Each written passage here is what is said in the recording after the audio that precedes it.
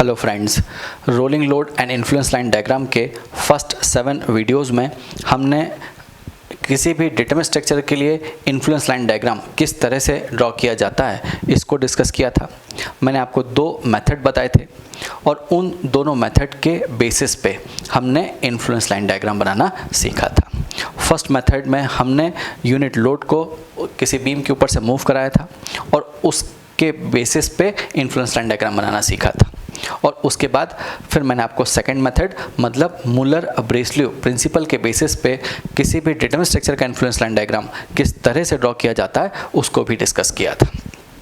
ठीक, फिर उसके बाद मैंने आपसे कहा था कि हमने जो फर्स्ट वीडियो में 5 केस डिस्कस किए थे रोलिंग लोड के लिए, उन 5 केसेस में से पिछले 3 वीडियोस में मतलब 8th पार्ट में, 9th पार्ट में और 10th पार्ट में हमने फर्स्ट 3 केसेस डिस्कस कर लिए थे। अब आज हम आगे चलते हैं और rolling load and influence line diagram के इस 11वें पार्ट में हम फोर्थ केस मतलब maximum bending moment under a chosen wheel load को और डिस्कस करते हैं। ठीक है, तो मैंने यहाँ पे हेडिंग डाली, मैंने यहाँ पे लिखा केस 4 और लिखा maximum bending moment under a chosen wheel load.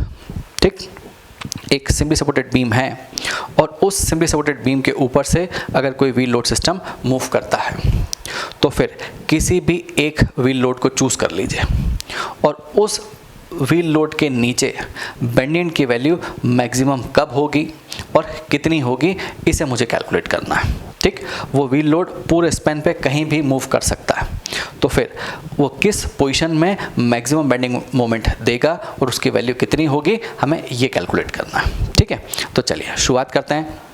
मैंने एक सिंपली सपोर्टेड बीम कंसीडर किया और ये ब्लू पेन से जो दिख रहा है वो एक व्हील लोड सिस्टम है और यहाँ पे जो लोड P मैंने यहाँ पे मेंशन किया है, मुझे इस P लोड के नीचे बेंडिंग की मैक्सिमम वैल्यू कितनी होगी और कब होगी वो कैलकुलेट करना है।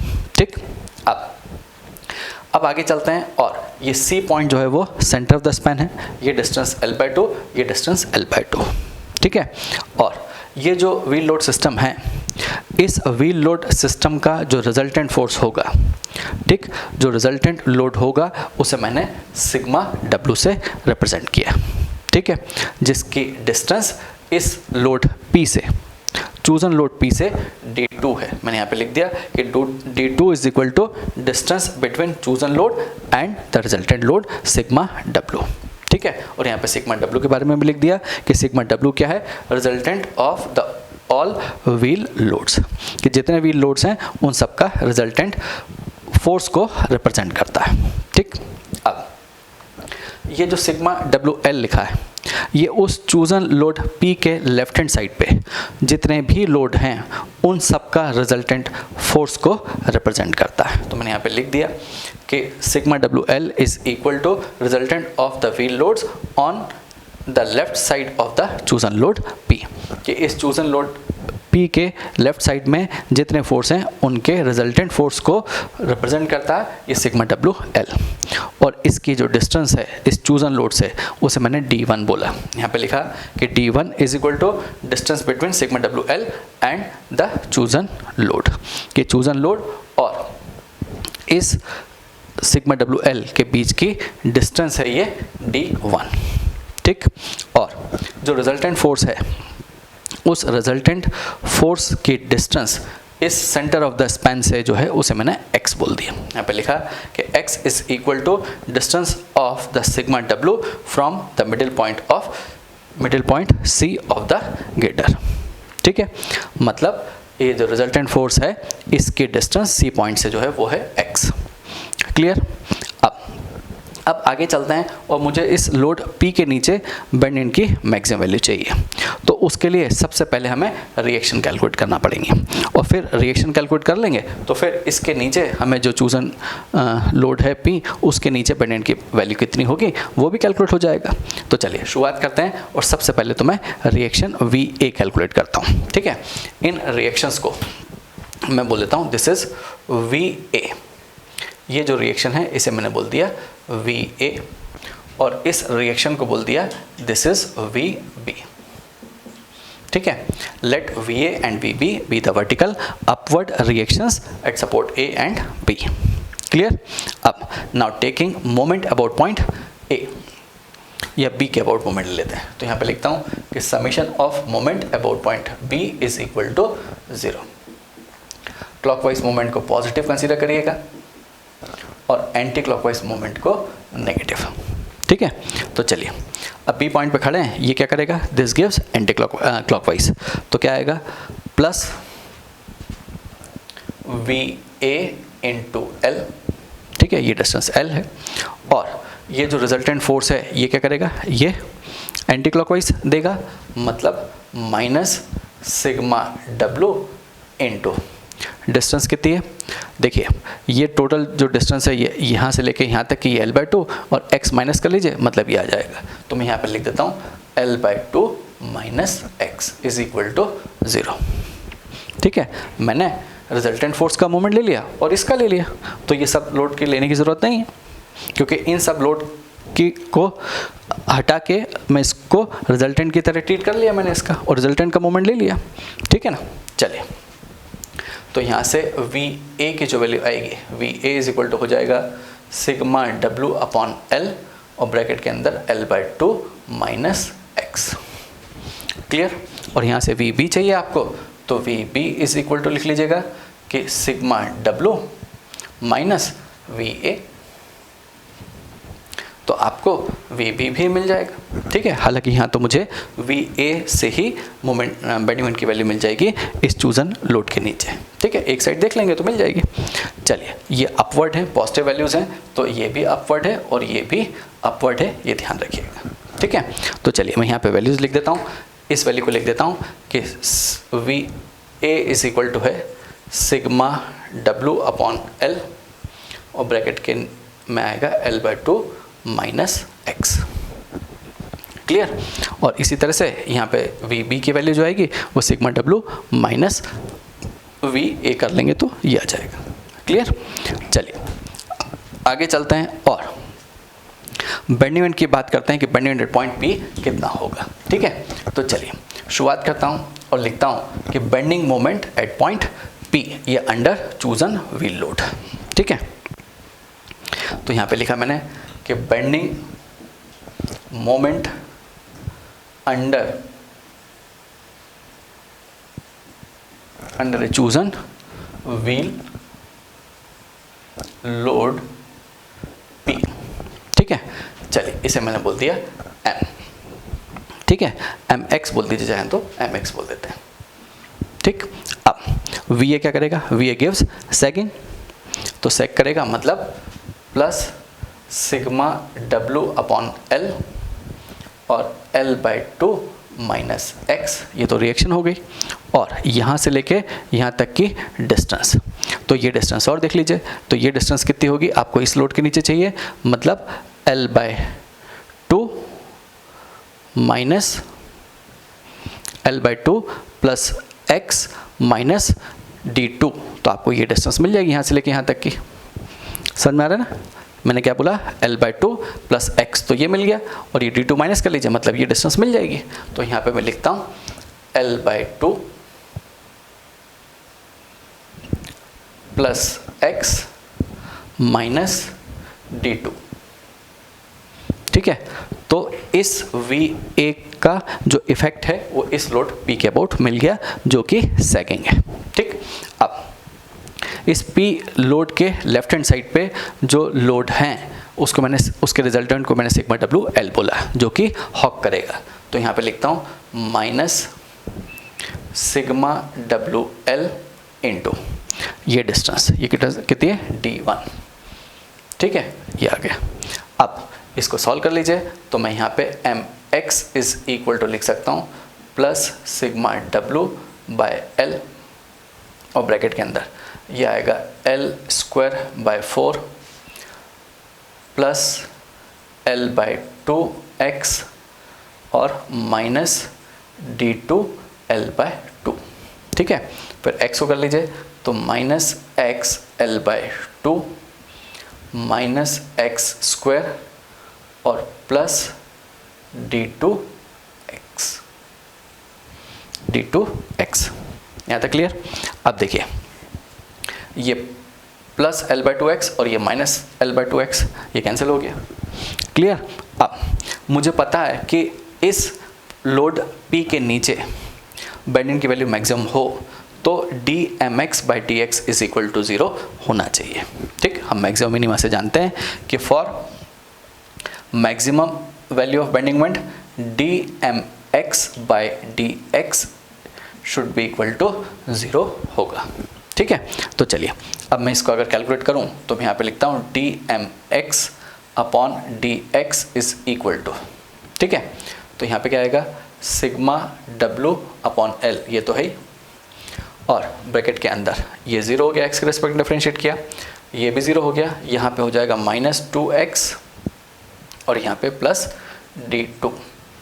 ठीक है, और इसको 0 से इक्वेट कर लीजिए, 0 से इक्वेट कर दोगे तो फिर क्या आएगा, यहाँ से हो जाएगा 2x is equal to d2, मतलब d2 इज इक्वल टू, या x is equal to d2/2 हो जाएगा, x is equal to d2/2। ठीक है, चलिए ये किस चीज़ को रिप्रेजेंट करता है वो आपको बताता हूँ।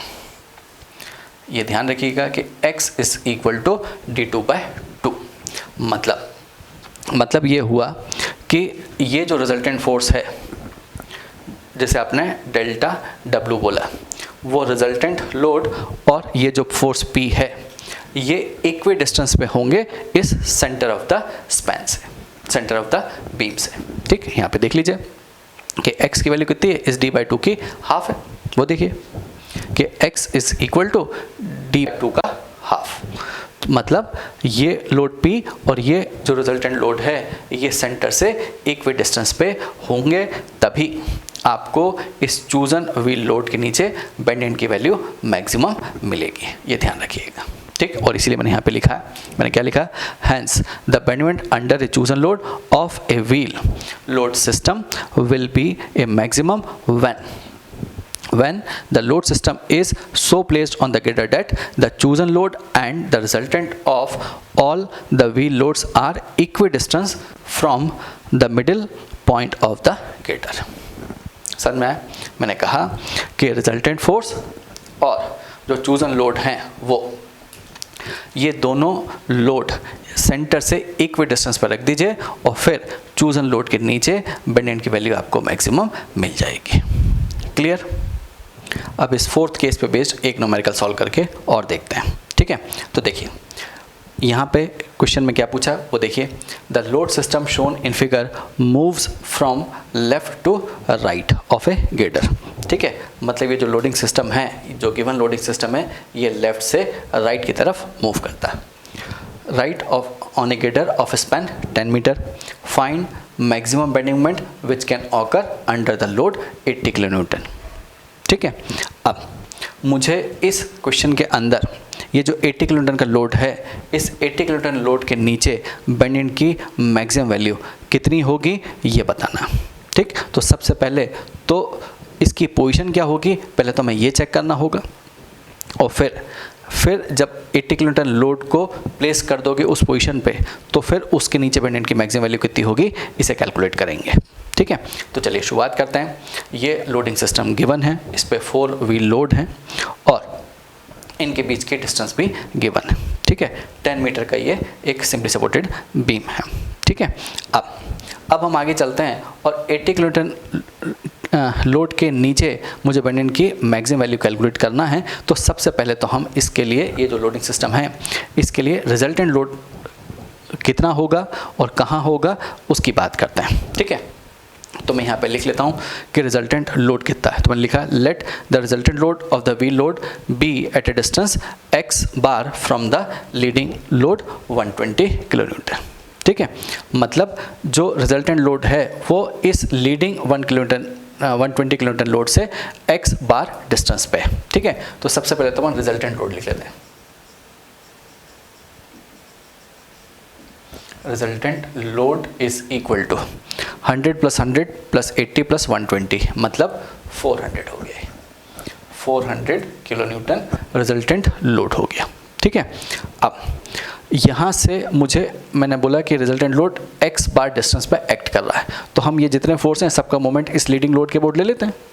ठीक है, मैंने कहा कि जितने फोर्स हैं इन सबका मोमेंट इस लीडिंग लोड के अबाउट ले लीजिए और फिर उसको हम इक्वेट कर देते हैं किससे, इस रिजल्टेंट लोड के मोमेंट से।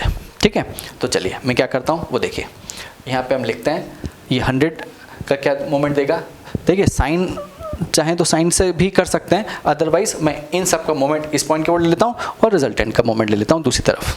ठीक है, दोनों को इक्वेट कर लीजिए, आपको एक्स बार मिल जाएगा। और क्लॉकवाइज एंटी क्लॉकवाइज से करना चाहते हैं तो उससे भी कर सकते हैं। तो ये क्या करेगा 100 इंटू ये डिस्टेंस कितनी है 3, ये 100 का क्या करेगा प्लस 100 इंटू ये डिस्टेंस हो गई 2.2, इस 80 का मोमेंट क्या करेगा प्लस 80 इंटू ये distance 1 is equal to 400 into x bar. ठीक है, अदरवाइज आप क्या करते this load gives anticlockwise movement और यहाँ से रिजल्टेंट लगा देते, वो क्लॉकवाइज हो जाता। ठीक है, इक्वल टू 0 कर लेते और फिर भी आपको इक्वेशन इस तरह की मिलती। ठीक है, यहाँ से सॉल्व कर लीजिए तो x bar is equal to जो आएगा वो आएगा ये 300 प्लस 220 प्लस 80 बाय 400। ठीक है, मतलब 600 बाय 400 ये हो गया 1.5 मीटर। यहाँ तक क्लियर। इसका मतलब ये है कि इन फोर्सेस का जो रिजल्टेंट है वो यहाँ से मतलब इस लीडिंग 120 किलोमीटर से जो कितने डिस्टेंस पे 1.5 मीटर पे। ठीक है, मैं यहाँ पे डॉटेड लाइन से बना देता हूँ, ये एक्चुअल में नहीं है, ये ध्यान रखिएगा। ठीक है, मैंने डॉटेड लाइन से सिर्फ इसलिए बनाया कि आपको पता चले कि वो लोड कहाँ है। ठीक है, ये सिग्मा W है और इसकी डिस्टेंस ये हो गई 1.5 metre from this leading load. Clear. अब डिस्टेंस बिटवीन ये chosen load and resultant load, यहाँ पे लिख लेता हूँ मैं कि distance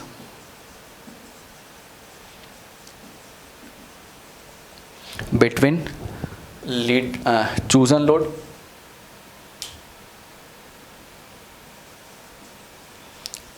load and resultant load.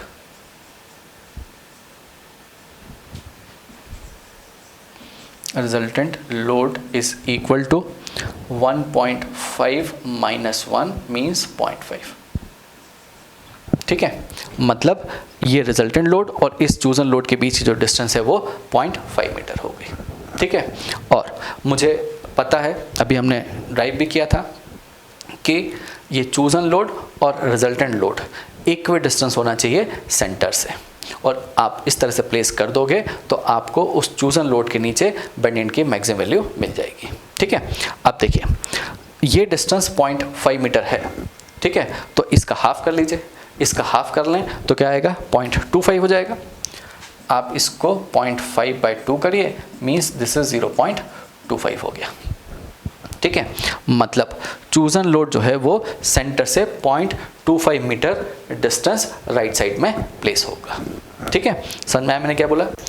एक बार फिर से सुन लीजिए। मैंने अभी जो कंडीशन ड्राइव की थी उस कंडीशन में आपसे कहा था कि resultant load and chosen load के को इस तरह से प्लेस करिए कि सेंटर से वो इक्वी डिस्टेंस पे हों।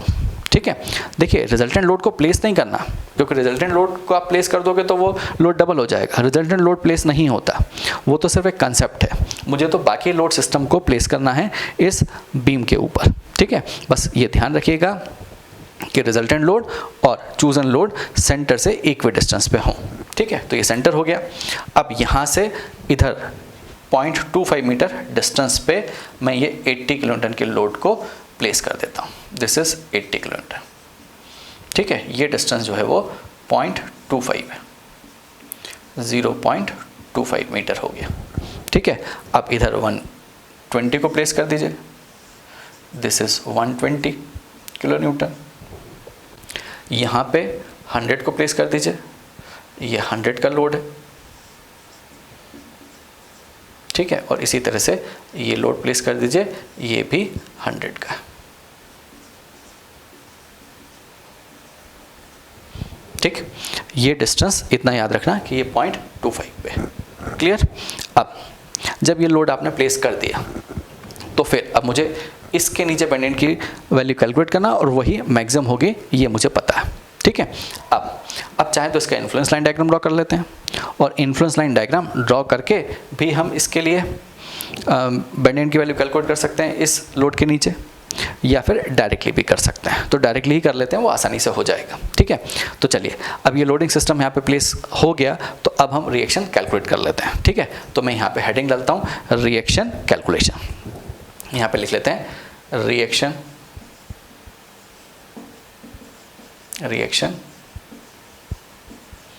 कैलकुलेशन। ठीक है, यहाँ पे मैं बोल देता हूँ दिस इज वी बी, इसको मैंने वी बी बोल दिया और इसको वी ए बोल दिया। This is V A. Clear?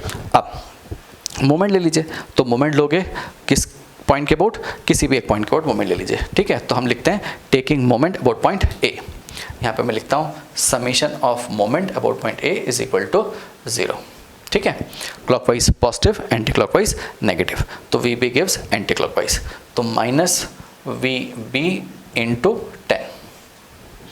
ठीक है, V B gives anti clockwise moment about point A, तो वी बी इंटू 10 हो गया। और ये जो लोडिंग सिस्टम है इसका रिजल्टेंट कर लेते हैं, इन सब की जगह हम रिजल्टेंट फोर्स हमें पता है, तो रिजल्टेंट फोर्स कितने का है 400 का, तो प्लस 400 इंटू जो 400 का लोड था वो कहीं यहाँ लग रहा था, वो कहाँ लग रहा था, सेंटर से 0.25 इधर लग रहा होगा, मतलब 5 में से 0.25 माइनस कर लीजिए, मतलब 4.75 पे एक्ट कर रहा होगा, which is equal to 0। Sir मैं ये मैंने कैसे लिख दिया, देखिए या तो मैं ये चारों लोड का मोमेंट इस पॉइंट के बोर्ड ले लेता, इससे अच्छा मैंने क्या किया कि रिजल्टेंट लोड मुझे पता है कि 400 का है और वो कहाँ एक्ट कर रहा है, इस सी पॉइंट से 0.25 मीटर डिस्टेंस पे लेफ्ट साइड में। ठीक है, तो मुझे ए पॉइंट के ऊपर मोमेंट लेना था, ये कर लिया। ठीक है, तो इसको सॉल्व कर लीजिए, तो यहाँ से V B is equal to जो मिलेगा वो आएगा 400 इंटू 4.75 अपॉन 10। ठीक है, which is 190 kilo Newton, plus 190 kilo Newton means upward हो गया है। ठीक है, तो यहाँ पे मैं लिख देता हूँ कि V B is equal to जो होगा, यहाँ पे मैं लिखता हूँ कि V B is equal to 190 kilonewton हो गया ये। क्लियर? और वी ए लिख लीजिए, तो यहाँ पे हम लिखते हैं कि sigma V is equal to 0।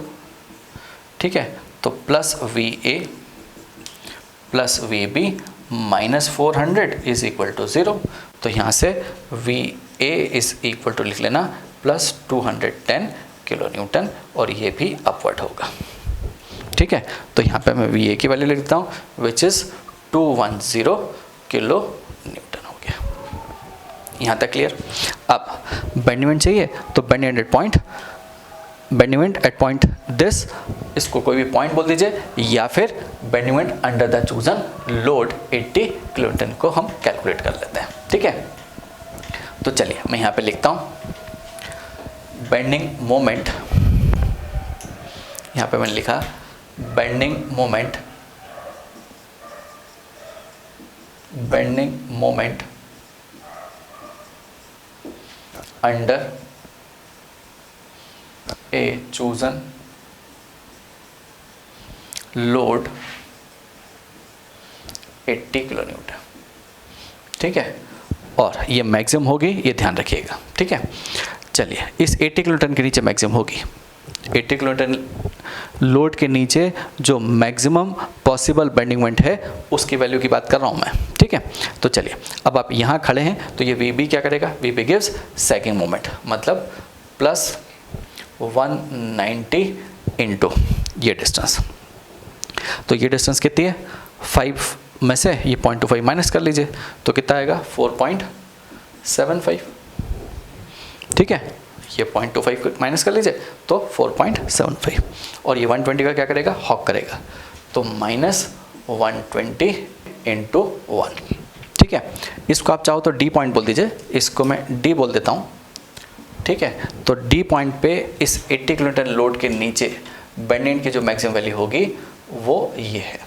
ठीक है, ये MD मैक्स से चाहो तो MD मैक्स या मैक्सिमम बेंडिंग मोमेंट, इसको आप चाहो तो यहाँ पे मैक्सिमम लिख लीजिए, maximum bending moment under a chosen load 80 kilometre. ठीक है, अब इसको अगर आप सॉल्व करोगे तो ये जो वैल्यू आएगी this is 782.5 kilonewton metre आएगी। ठीक है, plus 782.5 kilometre metre means sagging moment होगा। क्लियर, मतलब किसी भी चूजन व्हील लोड के नीचे मुझे अगर बेंडिंग की मैक्सिमम वैल्यू कैलकुलेट करनी है तो फिर बस इतना ध्यान रखिएगा कि उस चूजन लोड को और रिजल्टेंट व्हील लोड जो होगा उसको सेंटर से इक्वी डिस्टेंस रख दोगे तो आपको उस चूजन लोड के नीचे बेंडिंग की मैक्सिमम वैल्यू मिल जाएगी। क्लियर, अब नेक्स्ट वीडियो में मतलब rolling load and influence line diagram के 12th पार्ट में हम एब्सोल्यूट मैक्सिमम बेंडिंग की वैल्यू कितनी होगी और किस लोडिंग कंडीशन पे होगी, किस लोडिंग पोजीशन पे होगी, इसको डिस्कस करेंगे। Thank you.